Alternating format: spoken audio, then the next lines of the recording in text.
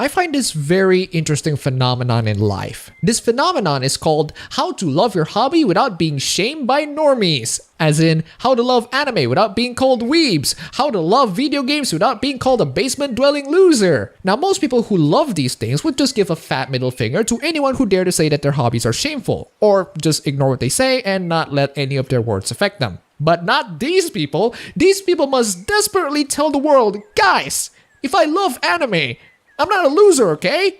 I'm not. Please believe me. I appreciate your efforts in telling people that you're not a loser, hugging a Dakimakura with your cum stain on it, but I would love for you to actually demonstrate what you told, instead of just telling people that you aren't. I mean, if you're a fan of anime and you're a successful man with a wife and a happy family, what's the problem? It's just a hobby that you do. If you're a gamer and you have a great job and a happy family, absolutely fantastic. Hell, if you're a gamer who likes anime, movies, and comic books so much to the point where you make a garbage YouTube channel with videos worthy to be flushed down a toilet, then of course you're not some basement-dwelling loser who needs to get a job. No, you're not. Shut up. I still find it very interesting that there are people who needs to prove themselves that they're not losers for loving these things. Maybe because I don't have way too many friends and that I don't really have to prove to someone about the legitimacy of my hobbies. My hobbies are pretty cool, guys, and you guys should love it too. I really don't care if people see me as a loser. I got called a loser all the freaking time by my family, my friends, and here I am making YouTube videos about video games like a loser. Way to prove them wrong. Or maybe these people are just one of those jocks who like video games because it's popular. They don't want to be shamed by their fellow jocks for liking it. If video games are popular, why do you have to desperately prove to people that it is a cool thing to love? It is a cool thing to love. Everyone loves it. So, what's the issue here? Gamers are still dead, y'all. A Gamers Are Dead article in 2017? Are you kidding me? And it's from The Escapist of all people. Although gaming is alive and well, the basement-dwelling Mountain Dew goblin teenager stereotype who screams at his mother for interrupting his boob-modded Call of Duty match to give him his pizza rolls image others have of gamers is still very troublesome. It's an image we need to resist. Like I said, this is a hobby that you're trying so desperately to prove to people that, hey, I am not one of those Mountain Dew goblin teenagers who screams at his mother for interrupting his boob-modded Call of Duty match to give him pizza rolls. I'm a guy who makes his living off of playing video games, and that's cool. Well, good for you, mate. Good for you. I hope you have a very good life. You can shove this fact to people's face every single time they call you a loser for it. Go right ahead. But if you make an entire article of how you're not those sorts of people and try so desperately to prove to people that you're not a loser, then yes, I would definitely question you. The average person who are not losers wouldn't even bother proving to some random stranger on the internet that they're not losers and just do the life that they do happily. You are clearly bothered by someone telling you that you're a loser, which is why you're making this article. That, or you just want to call gamers all of these things because it's a very slow news day for gaming, isn't it? Hey, Nier Automata is selling pretty damn well and I can't wait for a sequel. Madhouse ain't making One Punch Man Season 2 no more. Instead, they're handing it to a studio that makes the most dirty jokes in the last couple of years. Expect Fubuki to be Saitama's future girlfriend so that people would just not believe that a sad, pathetic loser like him can get a girl as hot as that. I mean, fuck me, that is hot. Actually, let me use that 80s Fubuki fan art for this video. Fuck me, that's just... damn. Part of the struggle is one of vocabulary. Games are a relatively young medium, and their unique quirks and methods still aren't known to everyone. Telling a lifelong player to be mindful of their sensitivity settings isn't really a hard step for those familiar with the parlance, but there's no context or frame of reference for those outside of first-person gaming. Wait, I think I've heard of the phrase before. Oh wait, never mind, it's first-person scholar. I'm very sure I made a video on this, but I don't know, I forgot. What the hell even is first-person scholar? And I don't know about you, but viewing sensitivity is something that even 10-year-old gamers know. The other part of the struggle is the culture itself. It's hard to push into games from the outside because there is resistance to the concept of glossaries. More pertinently, those who need them. Things that widen games to audiences formerly in the outside of the culture read as some kind of betrayal. Those who feel passionately about games seem to want to keep them close, locked into a familiar shape with familiar communities. The culture that feels those already playing belong to the in-group, and out-groups trying to join either need to fold themselves quietly or leave. That games don't belong to anyone but those already in. You're one of those.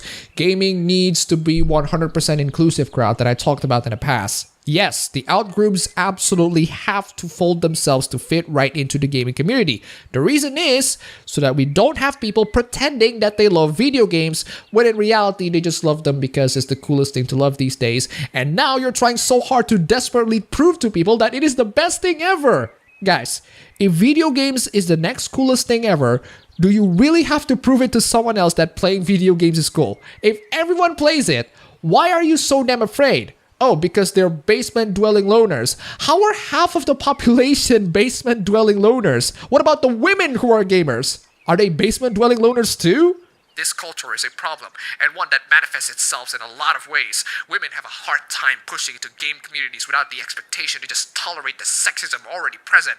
Minorities who speak against the overwhelming lack of representation are just called racist themselves for failing to accept that whiteness is the default, and any deviation is somehow confrontationally political, where overwhelming underrepresentation isn't. Oh, so when you're referring to the out groups, you're talking about women who complain about sexism in gaming and minorities who complain that they're not being represented. Well, screw those out groups then, the exit is right over there. I've been throwing this term all the time and say so many times that these people want to be noticed by the gaming industry senpai. I take that back. These people want to be accepted by the gaming industry senpai. And unfortunately, since most of the gaming industry also consists of the gaming community, nobody is going to listen to any of your stupid demands of representation. If you want gaming industry to notice you, if you want senpai to accept you, then please do something that warrants it. Fantasization of sexual femininity and toxic masculinity is the expected normal, and any push for alternatives is seen as invasive and unwanted. Honesty about design is read as manipulation, and developers are punished for getting out of line or designing games in wrong ways. Ah, yes, we do have issues of game developers designing games in the wrong ways. How dare they make games about sexy women? That's just the wrong way. Fantasizing the sexual femininity? How dare these men love sexy women? How dare they? That's just awful. The lattermost point found its way on Twitter on a thread by developer Charles Randall. The thread begins talking about the fact that developers tend to be stingy with information. So I checked on a thread and holy crap, it is one of the dumbest things that I've ever read in my entire life. This is apparently the crux of this entire article. I'm going to compile the words being said on the thread here. The other day, a friend of mine commented to me, "I wish game developers were more candid about development." He was surprised when I said we are. The caveat is that we're only candid with other industry people, because gamer culture is so toxic that being candid in public is dangerous. Oh, really? You're being candid to gamers and it's dangerous because gaming culture is toxic? What happened? How the hell can this happen? How the hell can the gaming culture be toxic to a game developer who is being candid? See that recent Twitter thread about game design tricks to make games better, filled with gamers angry about being lied to? Forums and comment sections are full of Dunning-Kruger specialists who are just waiting for any reason to descend on actual developers. Any dev who talks candidly about the difficulty of something like that just triggers a wave of people questioning their entire resume. Questioning here being an absurd euphemism for becoming a target of an entire faction of gamers for harassment or worse. Okay, so what you're saying here is when you tweet out a bunch of game dev tricks, which we're going to assume is totally 100% innocuous and it's not filled with something like, hey, microtransaction is the best thing to have ever happened in this industry. You share those totally 100% innocuous game dev tricks, and then you have a bunch of people either questioning your game development resume or being so angry you become a target of harassment or worse. I'm going to assume that this totally 100% innocuous game dev trick is not totally 100% innocuous. I do not believe for a second that you're going to get harassment simply for saying game dev tricks on Twitter. There are still topics I can't touch because I was candid once, and it resulted in dumb headlines, misunderstandings, and harassment. So while I talk candidly about certain big topics right now, I know doing so would lead to another wave of assholes throwing shit at me. And of course, I face almost nothing compared to women, people of color, LGBTQ plus folk. The virtue signaling is almost at an impossible level. Dude, how the hell can someone like you get harassment for sharing game dev tricks? You did nothing wrong, right? Right? But here's the rub. All of the stuff you've ever wanted to know about game development would be out there if not for the toxic gaming community. We love to talk about development, the challenges we face, the problems we solve, the shortcuts we take, but it's almost never worth it. I did a public talk a couple of weeks ago to a room full of all ages kids, and afterwards, a kid came up to me and was talking about stuff, and I shit you not, this kid, somewhere between 13 to 16 I guess, starts talking about how bad devs are because of a YouTuber he watches. He nailed all the points, bad engines, being greedy, you name it. I was appalled. Those are legitimate issues that people have with video games in current year and game developers as of late. Yes, a lot of games right now are still in bad, outdated engines. Yes, game developers are really damn greedy with their business practices. Now, if you got freaked out that a freaking teenager has to shove this red pill to your face, then the issue isn't the teenager, the issue isn't the gamers, the issue is clearly on you. I did my best to tell him all of those things that people freak out about are normal and have justifications. I hope I got through a bit, but I expect he went back to consuming toxic culture via YouTube personalities, and one day he'll probably harass a dev over nonsense. Why can't these people just properly define what is and isn't harassment? Because I have zero freaking idea. This word is abused so much to the point where I don't even know what it means anymore. It can probably mean a teenager going into his face and say that the industry is suffering from game devs who are greedy. Do you think he doesn't make any legitimate points there, mate? You're seriously going to throw him off as saying nonsense? I worry about what other topical hatred he's picking up one at a time. I guess this leads into a bigger point. When you attack developers for being political, that's a facet to the bullshit that forces us to keep things hidden from public view. That's because you are a game developer. Your political views are irrelevant. Have you seen what happened when people decided that the NFL should be more political? These people are going to come into every single part of your favorite entertainment media and they're going to ruin it by adding completely unnecessary politics. The reason why they add these things is simple. They just want to have their views be noticed and accepted by everyone. Here's my statement. I don't really care about your political views, and I especially do not want to accept it. I care about how you deal with people that you disagree with. And this is the issue that is encompassing a lot of Western game developers. They can't take criticism. They can't handle dissent. They can't handle someone saying insults right to their face. They cannot handle the internet. If you're gonna talk about entitlement, let's start by looking at the mirror. All of these things seems to stem from the same idea. What games have been for the past 40 or so years must remain the only thing games are allowed to be. Any change to format, mechanics, or culture should be heavily questioned, criticized, and thrown out if too avant-garde. Keep costumes skimpy, muscles big, breasts and butts bigger, characters white, status quo stable, and no matter what, if someone speaks out against any of it, mob them into silence. Games belong to gamers, and anyone who doesn't toe the line clearly isn't a real gamer. Yes, that's right. I know that sounds really evil to your face, but at this moment, I really do not care. You demonize the entire gaming community. I'm not afraid of saying evil things to you. Don't worry, I'm not going to do evil things because even I have my own standards, but saying things that might piss you off? Oh, hell yes, I will. By the way, keep the costume skimpy, muscles big, breasts and butts bigger.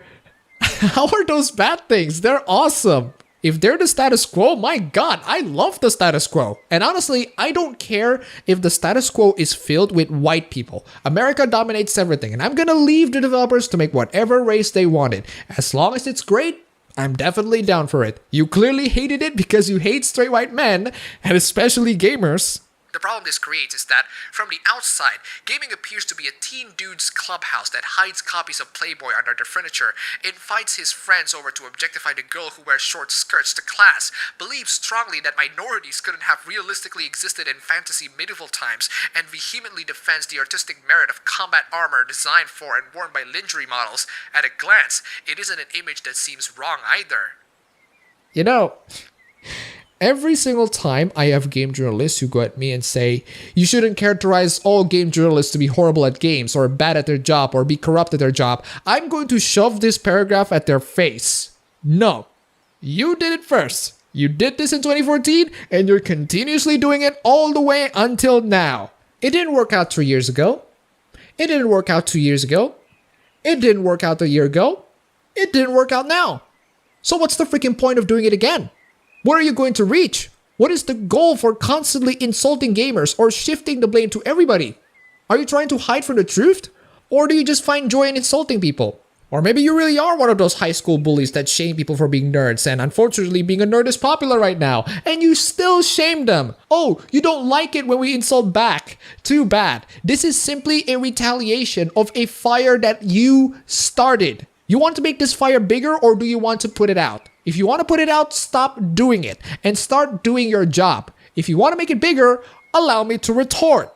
As genuinely great as games like Bayonetta and Lollipop Chainsaw are, we also need to accept that the criticism about the sexuality built into them is valid. No one is saying these games are inherently bad or there should be no game style that developed in this way, but that we genuinely need to recognize that skimpy nuns, bikini-clad martial artists, exposed breasts, ninjas, and the Witcher sex scenes create an image that the game's community doesn't resist. That they're perverts who love sexy women? Dude, how is that a bad thing? I love sexy women, and women love being sexy. That's a win-win if you ask me. Like, how are any of these things bad? Because they encourage rape culture, and that if I keep on sexualizing and objectifying women, I will basically think that women are objects, that I can just do whatever things to them? Okay, now you're being paranoid. See, there's this character in Xenoblade Chronicles 2 named Pyra.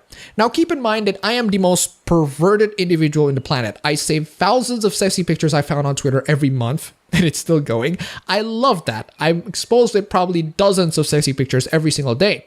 The first time I see Pyra, I went, oh, she's a character from a JRPG. Moving on. But then I shared this picture of this character on Twitter, and someone actually called her a slut. And I'm sitting here like, guys, I'm supposed to be the pervert here, not you. How can I, a massive freaking pervert who collects pictures on Twitter, see more humanity in women and girls who dress sexy than you guys? How can I, someone who say yes to boobs and sexy women, see that women are human beings more than you moral guardians can? I sense a very strong projection in the air. A really dangerous one at that.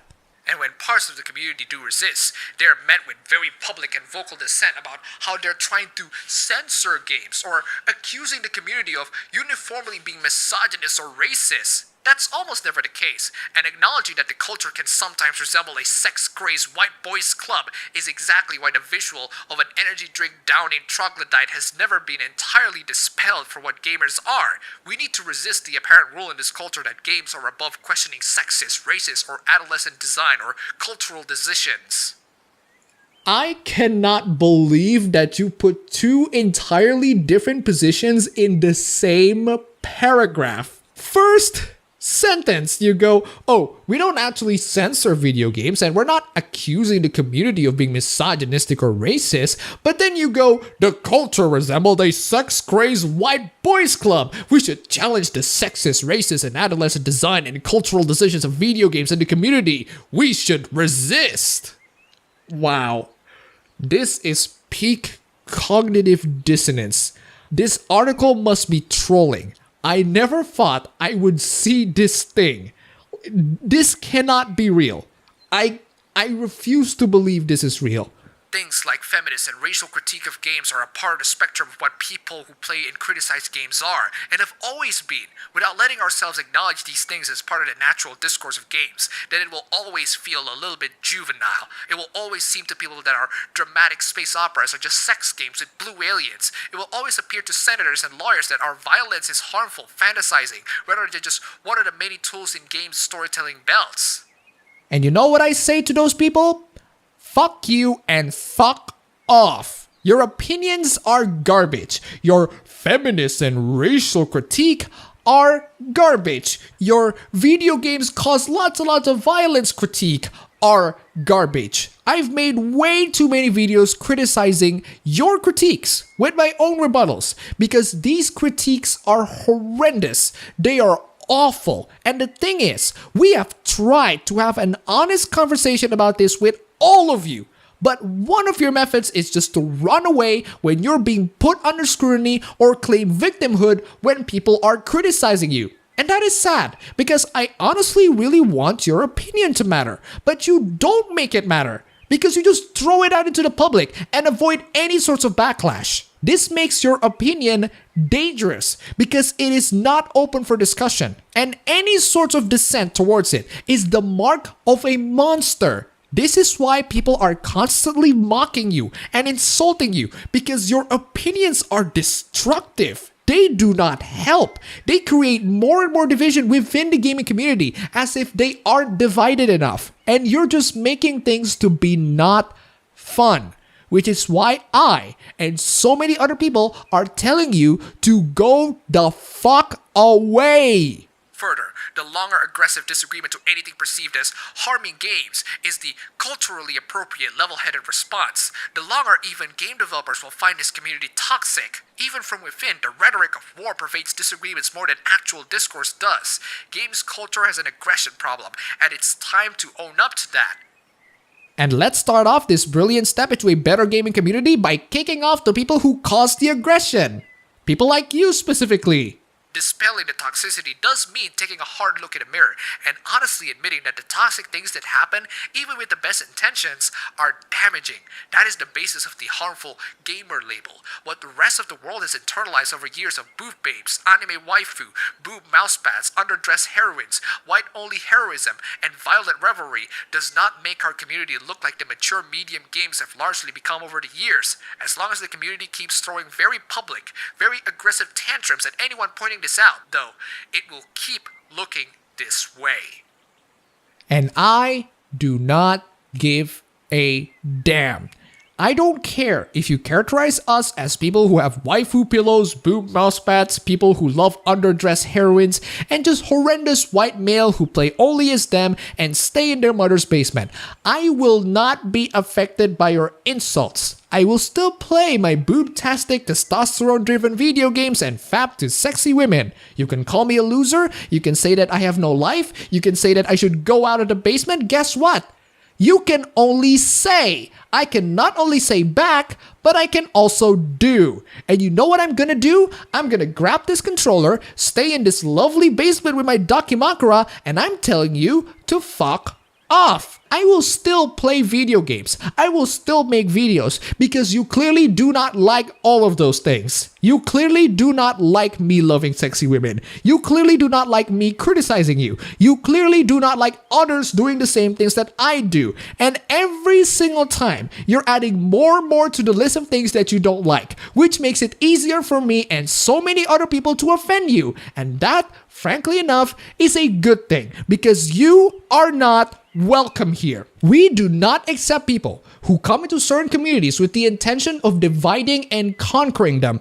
We do not accept people who come into certain communities with the intention of making it worse. If you're telling me that the status quo is games filled with sexy women, I will gladly protect the status quo. That sounds like the sort of thing that a basement-dwelling loser would do. Well, too bad. You're dealing with one. You're dealing with several. You're dealing with many. You're probably dealing with everyone in the gaming community. And you, my friend, since you have clearly established that you are a mature individual, you clearly have so many other priorities that are more mature than video games. I will gladly tell you to go do more productive things on the internet. I'm not a productive person, clearly, but you certainly are. So I'm telling you to please do something more productive and stop bothering us, because that isn't productive. Gaming is a hobby for losers? Good. It's clearly not meant for winners like you. You productive people of society can do more productive things. We will stay here playing our Vidya in peace while you go do something else. It's a win-win, right? So please leave. The door is open. Before we end this video, huge thanks to Julie Kyosurinha and Wilco Plug for the pledges on Patreon. You guys are fantastic. That's all for the video today. If you like this, you can go ahead and click the like button and subscribe for more. If you wish, you can support me on Patreon. Thanks for watching.